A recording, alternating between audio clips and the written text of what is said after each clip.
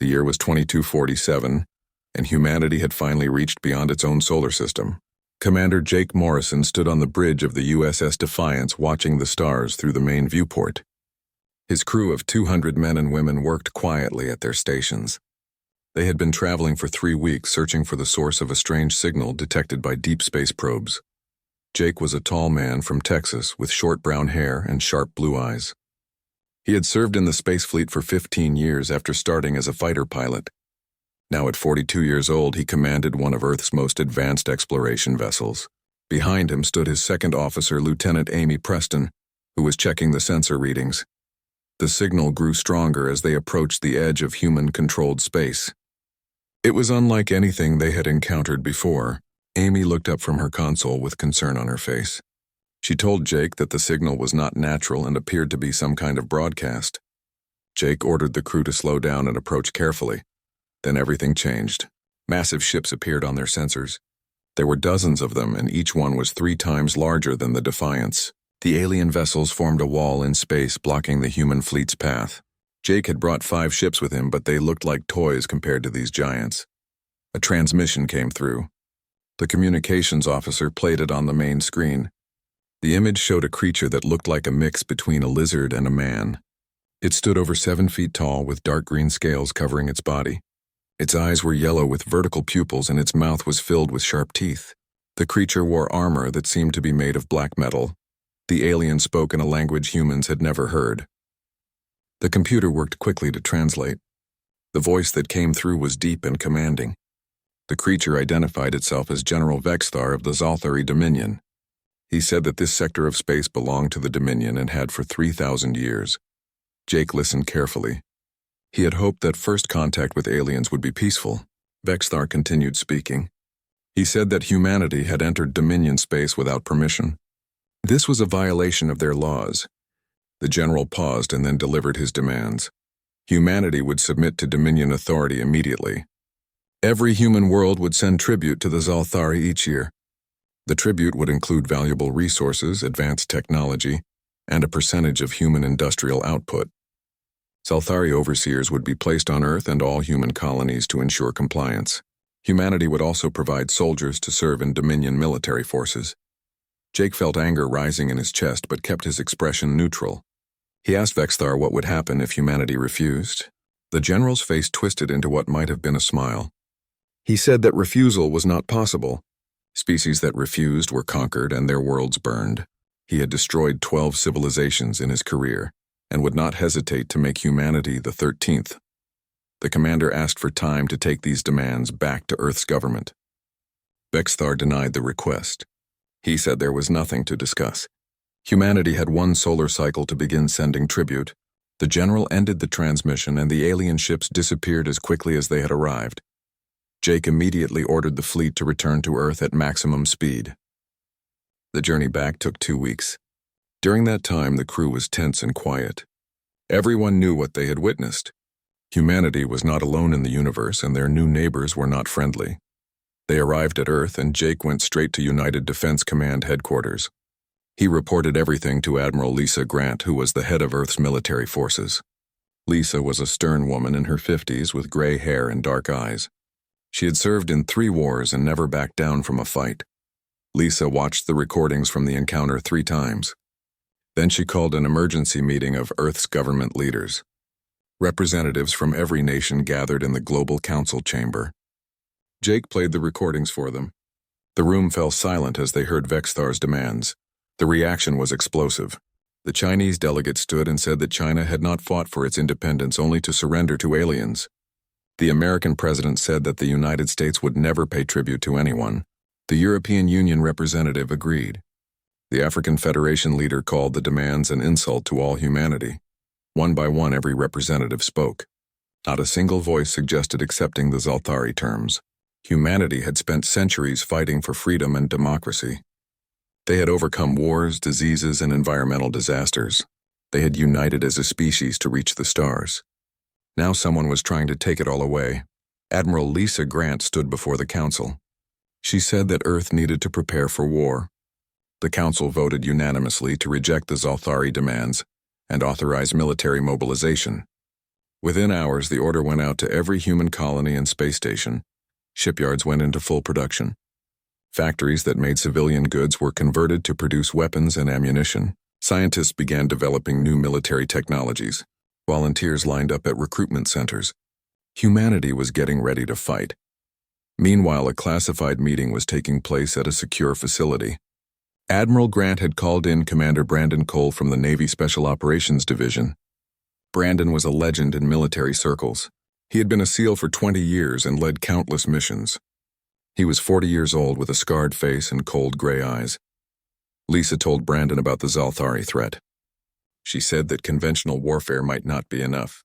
They needed someone who could think differently and hit the enemy where it hurt. Brandon listened without expression. When she finished, he asked what she needed him to do. The Admiral explained that intelligence was critical. They needed to know everything about the Zalthari. Their military strength, their technology, their weaknesses, and their homeworlds. Brandon would lead a classified mission behind enemy lines. His job was to gather information and, if possible, cause chaos in Zalthari territory. Brandon accepted without hesitation. He said he would need a team of the best operators available. Lisa told him he could have anyone he wanted. Brandon began making a list in his mind. He knew exactly who he needed. Back in orbit, construction had already begun. Civilian ships were being fitted with weapons. Mining vessels carried missiles. Cargo haulers mounted railguns. Every human in space was preparing to defend their home. The Zalthari expected submission, but they were about to learn something important about humanity. Humans did not kneel to anyone. Commander Jake Morrison returned to the Defiance with new orders. His ship would be part of the defensive fleet forming around Earth. He gathered his crew and told them what was coming. He said they had a choice. Anyone who wanted to leave could transfer to a safer assignment. Not one person left. Lieutenant Amy Preston checked the weapon systems personally. Every missile was loaded. Every gun was ready. She thought about her family back on Earth. Her parents lived in California and her sister had 2 children. Amy had joined the fleet to explore the stars and discover new things. Now she would fight to protect everything she loved. General Vexthar had given humanity 1 solar cycle to comply. That time was almost up. The Zalthari expected a message of surrender. Instead, they were going to receive something very different. Admiral Lisa Grant prepared humanity's response. It was short and direct. Earth would never bow to tyranny. The Dominion could leave peacefully or face the consequences. Humanity chose freedom over slavery and would fight to the last person if necessary. The message ended with a simple statement that would echo across the galaxy. You wanted tribute, but all you will receive is fire. General Vexthar returned to Earth's orbital space with confidence burning in his chest. He commanded 200 warships and carried orders to force humanity into submission. The Zalthari had conquered 40 star systems in their long history, and humanity would be just another name on that list. His fleet emerged from faster-than-light travel near Jupiter and began moving toward Earth. What he saw shocked him. Humanity had built a massive defensive line. Nearly 400 ships waited in formation. Some were military vessels, but many others were converted civilian craft. Cargo haulers carried missile batteries and mining ships had been fitted with railguns. Orbital platforms bristled with weapons. Every human vessel was positioned and ready. Admiral Lisa Grant stood on the bridge of the carrier Endeavour, watching the Zalthari fleet approach. She had spent every moment since the first contact preparing for this day. Her forces were outnumbered in terms of firepower, but she had advantages that Vexthar could not imagine. Human military doctrine was aggressive and adaptable. Her captains were trained to think independently and take risks. Vexthar opened a communication channel. His image appeared on screens across the human fleet. He said that resistance was foolish, and that humanity should surrender now to avoid destruction. The general expected fear, but instead he saw something else in the human's eyes. It looked like anger mixed with determination. Lisa Grant responded calmly. She told Vexthar that humanity bowed to no one. The Dominion had demanded tribute from a free people, and that was their first mistake. Coming here with warships was their second. She gave him one chance to leave peacefully. Vexthar laughed and said he would make an example of humanity. The general ordered an attack on Europa, where humans had established a mining colony. 15 Zalthari cruisers broke formation and headed toward Jupiter's moon. Vexthar wanted to show humanity what happened to those who defied the Dominion. He expected the humans to watch helplessly while their colony burned. Commander Jake Morrison had been waiting for exactly this move. His battle group of 12 ships intercepted the Zalthari force near Jupiter's orbit. The first space battle between humans and aliens began with missiles filling the void. Explosions lit up the darkness as both sides opened fire. The Zalthari ships had powerful energy shields and advanced weapons. Their tactics were based on 3,000 years of military experience. They moved in perfect formation, firing in coordinated volleys. It was textbook warfare practiced by a civilization that had mastered the art of conquest. Then they discovered that humans did not read textbooks. Jake's ships scattered in all directions, firing from multiple angles. They used the gravity of Jupiter's moons to slingshot around obstacles. Human captains targeted specific systems on enemy ships rather than trying to overwhelm their shields. They were unpredictable and aggressive. Captain Henry Walsh commanded the frigate Dallas. His ship took heavy damage from a Zalthari cruiser's main cannon. His crew reported that engines were failing and shields were down. Most commanders would retreat, but Henry saw an opportunity. He ordered maximum thrust directly toward the enemy cruiser. The Zalthari captain realized too late what was happening. Henry's ship crashed into the cruiser's bridge section at full speed. The impact destroyed both vessels instantly. Henry's last transmission was heard across the entire human fleet. He said that the Zalthari wanted tribute, and humanity would give them fire. The word spread like electricity through every human ship. Captains who had been holding back suddenly fought with renewed fury. They rammed damaged ships into enemy vessels and used nuclear missiles at point-blank range. They employed tactics that seemed suicidal but were devastatingly effective. Lieutenant Amy Preston watched from the Defiance as the battle raged around her. She saw human ships breaking apart under enemy fire, but taking Zalthari vessels with them. She saw crews fighting until their last breath. The aliens had superior technology, but humans had something more important. They had the will to do whatever it took to win. The battle lasted 6 hours. When it ended, both sides had suffered terrible losses. 20 human ships were destroyed and 8 more were heavily damaged. The Zalthari lost 9 cruisers, including their command ship. For General Vexthar, this was unthinkable. His forces had never taken such losses against a new species. Vexthar ordered a retreat. His fleet pulled back beyond Jupiter's orbit to regroup. He was confused and angry. The humans fought like creatures possessed. They showed no fear of death and no respect for military convention. They were dangerous in a way he had never encountered. The general sent a priority message to the Dominion Council. He reported that humanity was far more hostile than expected. Their military tactics were chaotic but effective. He requested a full conquest fleet to properly subdue them. The council approved his request and ordered him to return to Dominion space to gather reinforcements. On Earth, celebrations mixed with mourning. Humanity had won its first battle, but the cost was high. Thousands of crew members had died defending Europa. Admiral Lisa Grant attended memorial services for the fallen. She stood before crowds of families and promised that their loved ones had not died in vain. At the same time, Commander Brandon Cole was preparing for his classified mission. He had assembled a team of 12 elite operators. Each one was a specialist in different skills. Lieutenant Amy Preston transferred from the Defiance to join his team because of her language and medical expertise. Sergeant Carl Dixon was a demolitions expert who could blow up anything. Corporal Nina Hayes was a genius with computer systems and could hack alien technology. Brandon briefed his team in a secure facility. He showed them intelligence gathered from captured Zalthari equipment. The Dominion was massive and controlled dozens of star systems. Their military was spread across hundreds of worlds maintaining order. Brandon's mission was to penetrate deep into enemy territory and gather critical intelligence. They would use a captured Zalthari scout ship that Nina had modified. The ship's identification codes would make them appear as a Dominion patrol vessel. They would travel to Zalthari home space and infiltrate their command networks. The mission was extremely dangerous and success was far from guaranteed. Amy asked what they should do if they were caught. Brandon's answer was simple. They would fight until they could not fight anymore. There was no extraction plan, because stealth was their only protection. Every member of the team understood and accepted the risk. The modified scout ship launched 3 days after the Battle of Jupiter.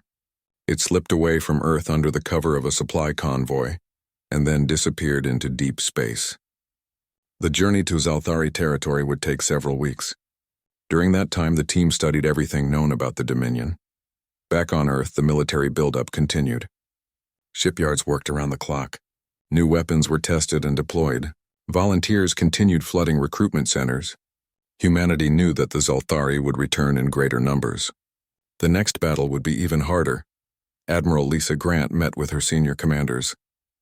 They discussed defensive strategies and offensive options. Some suggested pulling back and fortifying the solar system. Others wanted to take the fight to the enemy. Lisa listened to all opinions and then made her decision. Humanity would not wait passively for the next attack. They would strike at Zalthari supply lines and force the enemy to spread their forces thin. It was a risky strategy, but sitting behind defenses would only delay the inevitable. The best defense was a strong offense. Commander Jake Morrison received new orders. His battle group would lead raids into Dominion space targeting logistics and supply depots. Other groups would hit different targets simultaneously. The goal was to disrupt Zalthari operations and buy time for Earth to strengthen its defenses. Jake gathered his surviving crew and explained the mission. They would be operating far from home with no support. The risks were enormous, but so were the potential rewards. If they could damage Zalthari infrastructure, it might force the Dominion to reconsider the cost of conquering humanity. Lieutenant Amy Preston's replacement on the Defiance was a young officer named Katie Mills. She was nervous but determined to prove herself. Jake told her that fear was natural, but courage meant acting despite fear. Katie took her position and prepared for the dangerous mission ahead. General Vexthar reached Dominion space and began assembling his invasion fleet. He requested 800 warships and 500,000 soldiers. The Council approved everything. They had decided that humanity represented a threat to Dominion authority. If one species could refuse tribute, others might follow. Humanity had to be crushed completely. The stage was set for a larger conflict. Humanity prepared to strike deep into enemy territory while the Zalthari gathered an overwhelming force. Both sides were committed to total war. Only one could emerge victorious, and neither was willing to surrender. Commander Brandon Cole's team traveled through Zalthari space using the stolen scout ship. They had been moving carefully for 3 weeks, avoiding major shipping lanes and military patrols. The ship's fake identification codes worked perfectly. Every time they were scanned by Dominion vessels, they appeared as a legitimate patrol craft.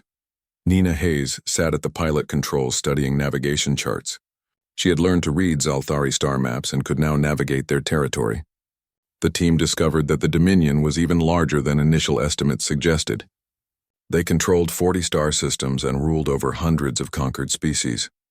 Lieutenant Amy Preston studied the intelligence they had gathered. She found something interesting in the Zalthari communication intercepts.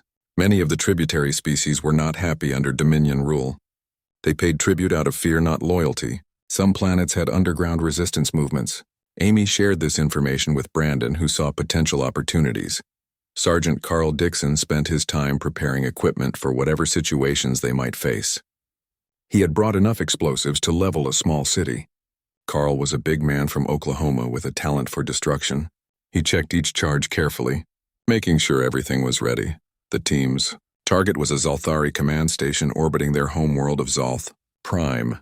The station coordinated military operations across multiple sectors. If they could infiltrate it and access the computer networks, they would gain invaluable intelligence.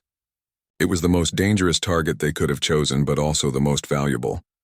They approached Zalth Prime slowly. The planet was impressive, with massive cities covering entire continents. Hundreds of ships moved in orbit around the world. Defense platforms watched every approach vector.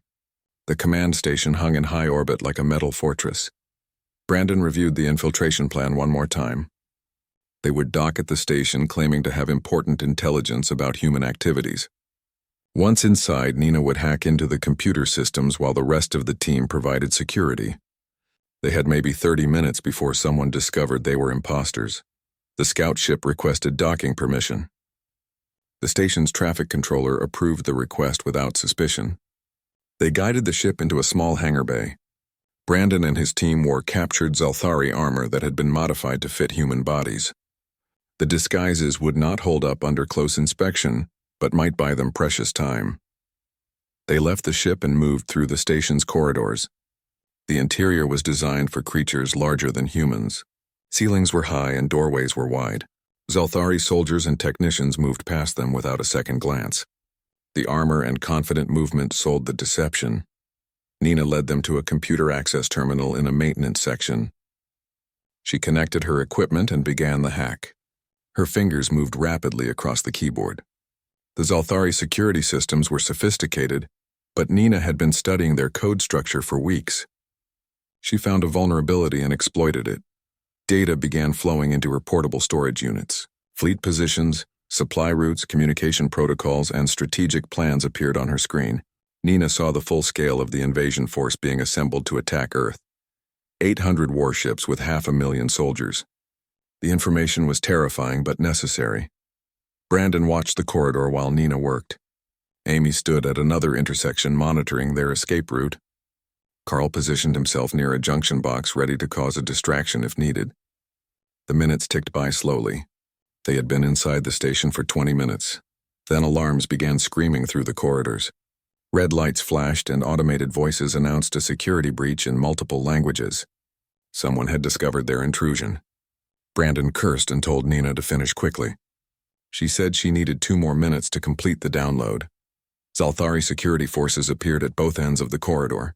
They were heavily armed and wore combat armor. Brandon and his team opened fire immediately. The sound of gunfire echoed through the metal passages. The Zalthari had energy weapons, but human bullets were just as deadly at close range. Amy threw a grenade around the corner, and the explosion cleared one group of enemies. Carl detonated charges he had planted at key structural points. The explosions caused chaos and confusion. Nina grabbed her equipment as the last files finished downloading. She shouted that she had everything they needed. The team fought their way back toward the hangar. More Zalthari soldiers poured into the corridors. Brandon shot 2 attackers and pushed forward. Amy was hit by an energy blast that burned through her armor and scorched her shoulder.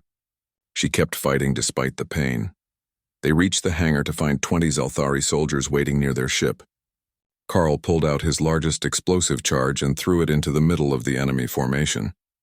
The blast killed half of them instantly. Brandon and the others rushed through the smoke and confusion. Amy stumbled and nearly fell. Brandon caught her and helped her toward the ship.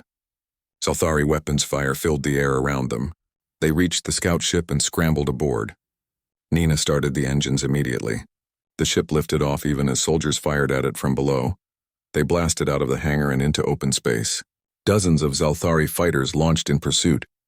The command station's defense weapons locked onto their ship. Nina pushed the engines to maximum and began evasive maneuvers. Energy beams and missiles filled the space around them. Brandon made a desperate decision. He told Carl to prepare the ship's reactor for overload. They would detonate it near a Zalthari supply depot they had identified earlier. The explosion would destroy enemy ships and allow the team to escape in emergency pods. It was their only chance. Carl worked quickly connecting his explosives to the reactor. Nina flew the ship toward the supply depot with enemy fighters close behind. The station ahead was huge with dozens of freighters docked. Amy treated her wound with medical supplies while watching their approach. They reached the depot and Nina set the autopilot for a collision course. Brandon ordered everyone to the escape pods. The team piled in 4 persons per pod. Brandon was the last one in. He activated the launch sequence and the pod shot away from the doomed ship at high speed. The scout ship crashed into the supply depot. Carl's modifications caused the reactor to detonate with massive force.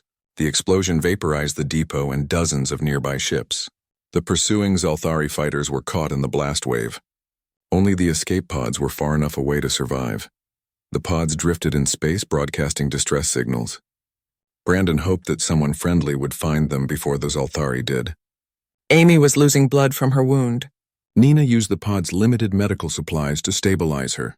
They floated in the darkness, waiting and wondering if they would survive. Hours passed slowly. Then a small freighter approached their pods. The ship's design was unfamiliar and did not match Zalthari patterns. A communication came through in broken English. The voice said they had seen the explosion and came to investigate. They were members of a species called the Thexians who served as tributary to the Dominion. Brandon was cautious. This could be a trap, but they had no other options. He responded and identified himself as human. There was a long pause. Then the Thexian captain said that he had heard about humanity. He said that his people watched the news of human resistance with great interest. No one had defied the Dominion successfully in living memory. The freighter collected all the escape pods and brought the team aboard. The captain introduced himself, but his name was difficult for humans to pronounce. He told them to call him Swift Trader. He was a merchant who traveled throughout Dominion space and knew all the hidden routes. Swift Trader looked at the wounded Amy and immediately provided medical assistance. His ship had basic medical equipment. He told Brandon that he would take them back to human space. When Brandon asked what payment he wanted, Swift Trader refused any money. He said that humanity was giving hope to all the species trapped under Dominion rule. The merchant explained that many conquered civilizations secretly supported humanity. They wanted to see the Zalthari humbled. For 3,000 years, the Dominion had ruled through fear and force. Now one species was fighting back and winning battles. It gave others courage to imagine freedom. Brandon asked Swift Trader about the Thexian people. The merchant said they had been conquered 400 years ago. They paid heavy tribute and lived under constant surveillance. Some Thexians had formed resistance groups, but without weapons or support, they could do little.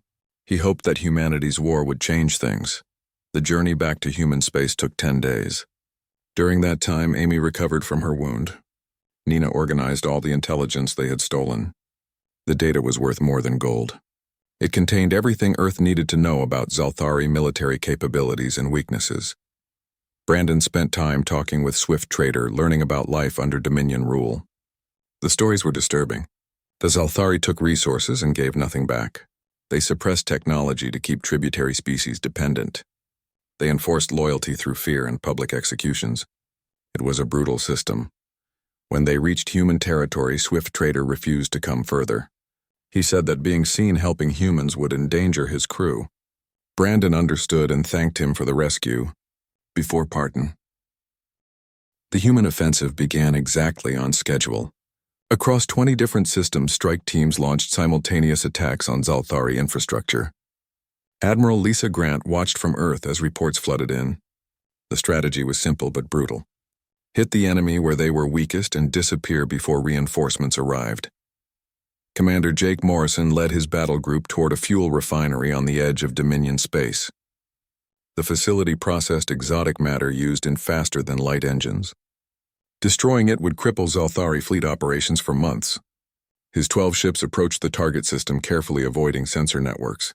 The refinery orbited a gas giant with minimal defenses. The Zalthari had grown comfortable after 3,000 years of unchallenged rule. They never expected anyone to attack so deep in their territory. Jake's ships came out of faster-than-light travel, already firing missiles. The refinery's shields activated, but human weapons were designed to overwhelm defensive systems through sheer volume. Hundreds of missiles impacted within seconds. The facility's structure began breaking apart. Secondary explosions rippled through the complex as fuel reserves ignited. Jake ordered his ships to retreat before enemy reinforcements could arrive. Meanwhile, Commander Brandon Cole led his team to a world called Kelvar. The planet was home to a species called the Kelvins, who had been conquered by the Zalthari 200 years ago. Intelligence suggested that the Kelvins had an active resistance movement. Brandon's mission was to destroy the Zalthari military garrison and make contact with local rebels. The team landed their shuttle in a remote mountain region. The Kelvin landscape was beautiful with purple vegetation and orange skies. Brandon and his operators moved toward the garrison under cover of darkness. Lieutenant Amy Preston had fully recovered from her wound and moved with the confidence of a veteran soldier. Sergeant Carl Dixon placed explosive charges on the garrison's power generator and communication array. Corporal Nina Hayes hacked into their security systems and disabled the alarm network. Brandon and the rest of the team positioned themselves for the assault. At his signal, they attacked. The surprise was total. Zalthari soldiers stumbled out of their barracks only to be cut down by human weapons. Carl's explosives destroyed the power grid, plunging the base into darkness. The battle was over in 15 minutes. Not a single Zalthari survived, and the humans took no casualties. Local Kelvin civilians witnessed the attack from nearby settlements. They had never seen anyone successfully fight the Zalthari. Word spread quickly through underground networks. By morning, Brandon's team was contacted by Kelvan resistance leaders who wanted to meet. The resistance fighters were cautious at first. They had heard stories about humans, but seeing them in person was different. Brandon explained that humanity was fighting the Dominion and wanted to help others do the same. He offered captured Zalthari weapons and tactical training. The Kelvin leaders accepted eagerly. Over the next week, Brandon's team trained 300 Kelvin fighters. They taught guerrilla tactics and sabotage techniques. Amy provided medical training while Carl showed them how to make improvised explosives. The Kelvins learned quickly, and their hatred for the Zalthari made them fierce students. On another front, Captain Ryan Tucker led a squadron of 50 human fighters in a raid against a Zalthari shipyard. The facility was constructing new warships for the invasion fleet. Ryan was a young pilot from California with exceptional reflexes and nerves of steel. His squadron approached the target from multiple vectors. The shipyard's defenses were formidable with automated gun platforms and patrol fighters. Ryan's pilots weaved through the defensive fire with practiced skill. They launched missiles at ships under construction and strafed the construction platforms. Explosions bloomed across the facility as partially built warships broke apart. Zalthari fighters scrambled to intercept, but the human pilots were already retreating. Ryan lost 3 fighters, but the damage to the shipyard was catastrophic. It would take months to repair, and dozens of new warships would never be completed. He reported success, and his squadron vanished into deep space. The most dramatic action occurred near the Zalthari invasion fleet itself.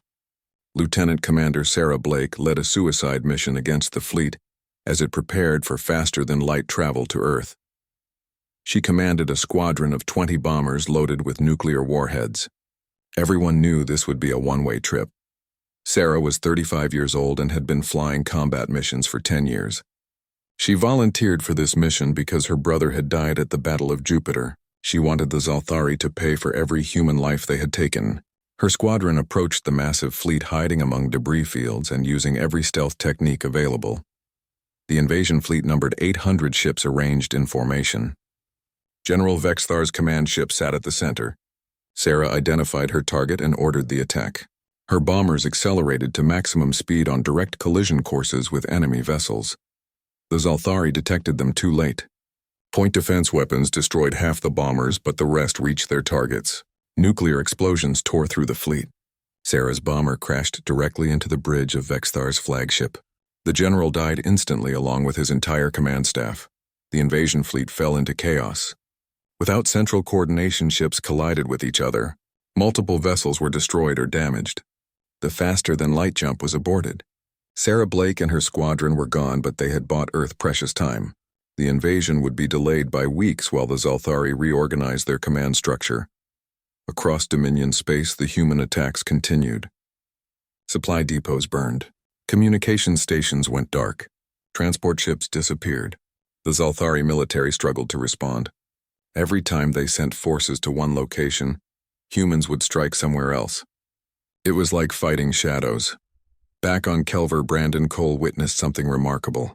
The Kelvin resistance launched their own uprising. Armed with captured weapons and human training, they attacked Zalthari occupation forces throughout the planet. Within days, the entire world was in open rebellion. Brandon received urgent communication from Earth. Similar uprisings were occurring on 3 other tributary worlds. The sight of humans successfully fighting the Dominion had inspired conquered species everywhere. Admiral Lisa Grant wanted to know if Brandon could support these rebellions. He said his team would do everything possible. The Zalthari Dominion Council met in emergency session. They faced a crisis unlike anything in their history. The invasion fleet was crippled. Supply lines were burning. Tributary worlds were rebelling. And at the center of it all was humanity. A species they had dismissed as primitive was tearing their empire apart. Some council members argued for immediate peace negotiations. Others demanded total war until humanity was exterminated. The debate raged for hours. Finally, they reached a compromise. They would send an envoy to propose a ceasefire while simultaneously preparing for one final massive assault. If humanity refused peace, they would be destroyed regardless of cost. President Linda Foster received the Zalthari peace offer with suspicion. She convened her cabinet and military advisors. Admiral Lisa Grant argued for continuing the offensive. They had the Dominion on the defensive and should press the advantage. Secretary of Defense Patrick Monroe worried about the cost of continued war.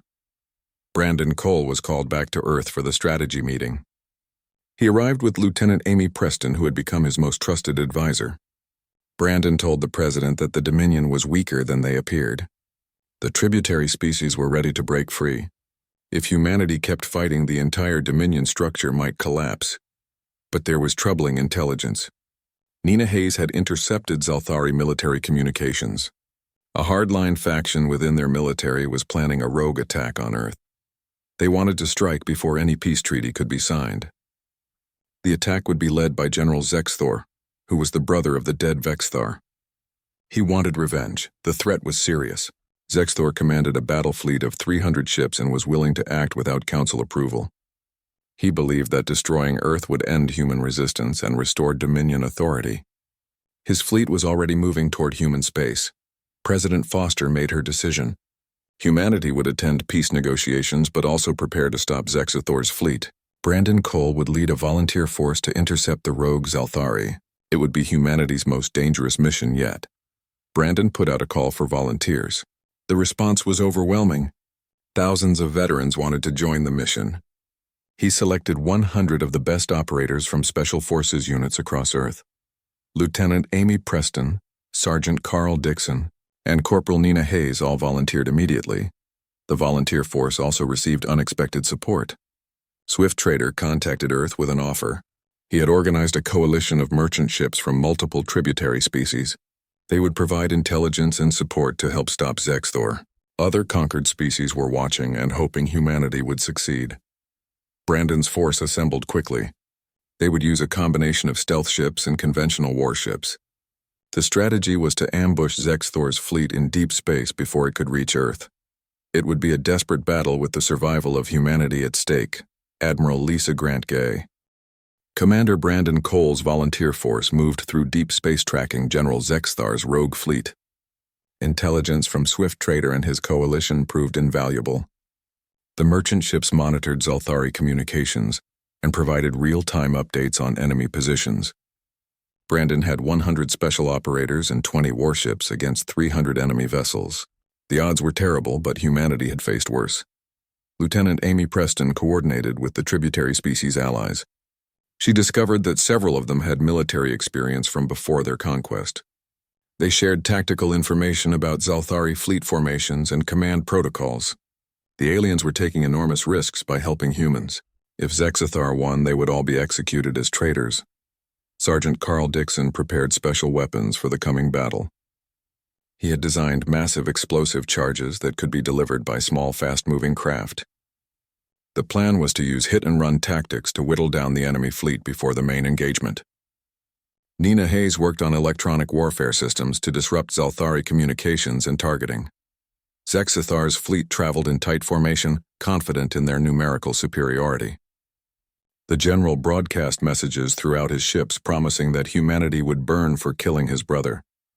His crews were motivated by revenge and belief in Dominion supremacy. They expected to reach Earth within 5 days and destroy the human homeworld. Brandon chose his ambush point carefully. There was a debris field from an ancient stellar collision between two systems. The area was filled with asteroids and radiation that would interfere with sensors. His ships hid among the rocks, waiting for the enemy to arrive. Swift Trader's scouts confirmed that Zexthor was approaching. The Zalthari fleet entered the debris field without caution. They had no reason to expect an attack so far from human territory. Brandon waited until they were deep in the field and then gave the order.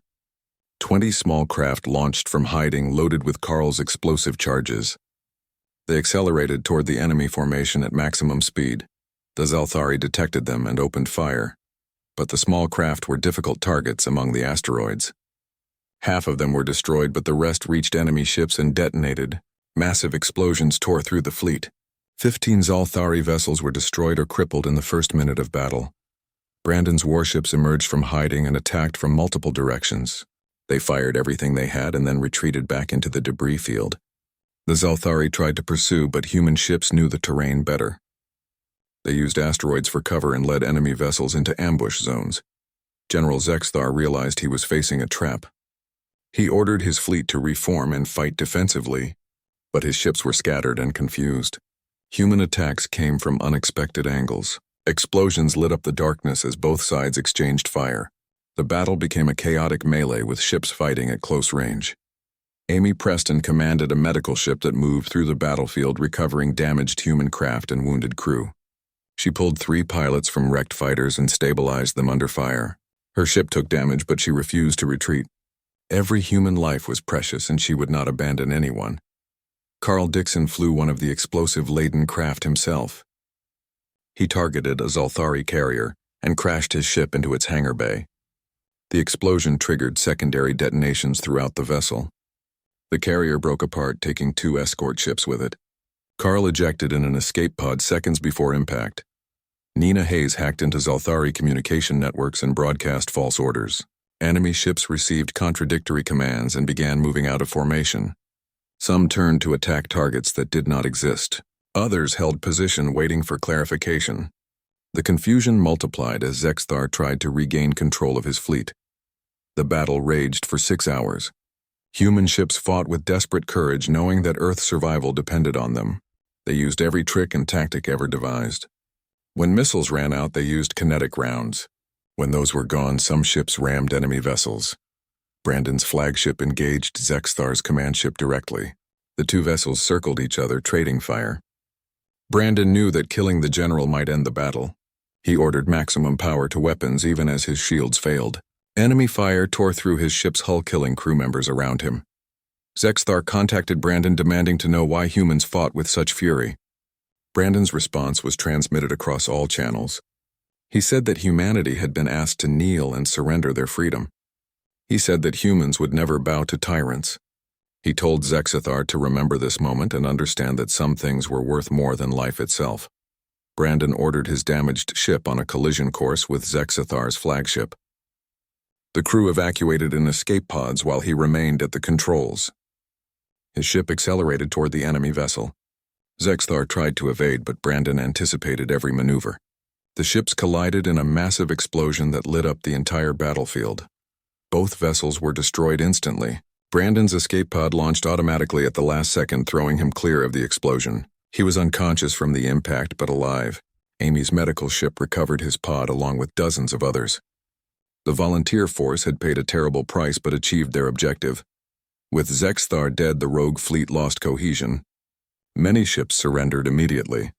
Others tried to flee but were destroyed by Swift Traders' coalition, who had been waiting at the edge of the battlefield. Within an hour, the battle was over. Humanity had won, but the cost was devastating. Of the 20 human warships, only 7 survived. Of the 100 special operators, 43 were dead and 30 more wounded. But they had stopped the attack on Earth. The homeworld was safe. News of the victory spread quickly through both human and Zalthari space. The Zalthari Dominion Council was shocked by the defeat of Zexthar's fleet. The hardline faction lost all credibility. Council members who favored peace gained the majority. They sent an envoy to human space with authority to negotiate a formal treaty. The war was effectively over. President Linda Foster met with the Zalthari ambassador at a neutral station. The negotiations took 3 weeks. The Zalthari wanted reparations for destroyed facilities. Ambassador Peter Cross, who led the human delegation, refused flatly. He said that the Dominion had started the war by demanding tribute. Humanity owed them nothing.